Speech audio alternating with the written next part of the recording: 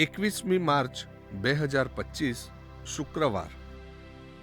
આજના શુભ સંદેશમાં ઈસુ એક દ્રષ્ટાંત કથા કહે છે. જમીનદાર પ્રભુ છે, દ્રાક્ષની વાડી ઇઝરાયેલી પ્રજા છે. ભાગ્યા ખેડૂતો, મુખ્ય પુરોહિતો અને ફરોશીઓ છે. પાકનો ભાગ લેવા આવેલા નોકર પૈગંબર છે. આગેવાનોએ અને ઇઝરાયેલીઓએ આ પૈગંબરોના શા હાલ કર્યા તે તો જાણતી જ વાત છે. જમીનદારોનો પુત્ર તે ઈસુ.